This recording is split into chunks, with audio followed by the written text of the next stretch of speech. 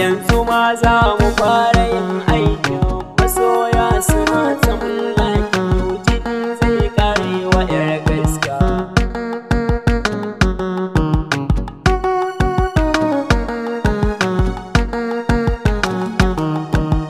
Zaman kura gari da illa ku kai ta daji ta iski kure yayi haɗin makifi da gaska itin azal ba rabin tanaman aikwai cuta tilas a maida kin yi amai yanzu za ki lashe kwai sharri shi za ya tumma kyale bera da kin si jaɓa mai renin kaɗan yana tini duka kyawo na taki a kai wa shuka Abdullahi so yake bayani ina ta yin godiya ga Allah.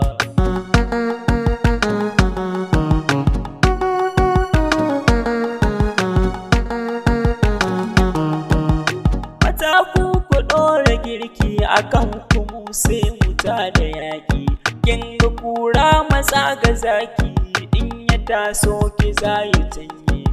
bara da na gaida tawa kaji da yar gidan mutunci ga biri ga hali na kirki shi ya sama na ƙara sinki baki aiki na yin nidama kamar na wance kirar su o'o duk da Allahu ba ya son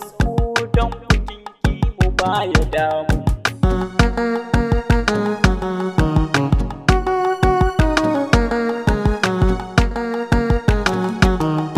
Dan buzurwa ai bai rashin gashi a ƙarshen kwaɗin shiga wahala ka kyale su za mu sha kallo duniya take sai ta ɗan iska kaga komai zaman mutum sarki ba shi mulki abun da ba jama'a don a ƙarshen ku tafiyar kuka don ku hanyar ba za ta bule ba a ƙarshen mai haƙuri nasara shi ne ke tirewar wahala masoya da ku muke harka duk wuya mu ba za mu kyale ba.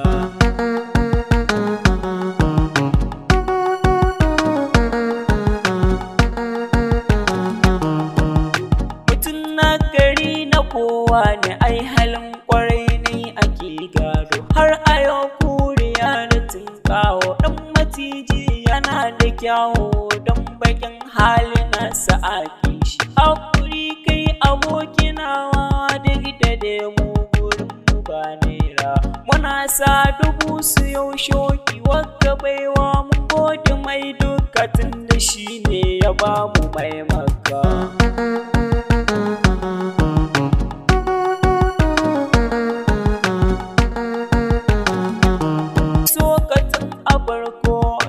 Baya yake kakwai ciwo tun da ke halin ki cuta ne a ƙarshen alaiwa kyaga ne wai talakan da bai da kusisi ta ya zai da yar gidan naira kun gade mu a tattaro kayan ajitan a aure dan gwamna ai ciyawa ba ta haƙun zaki mu mun san dare yana sauyi waga cuta jinin ki ne kasa ba a horar da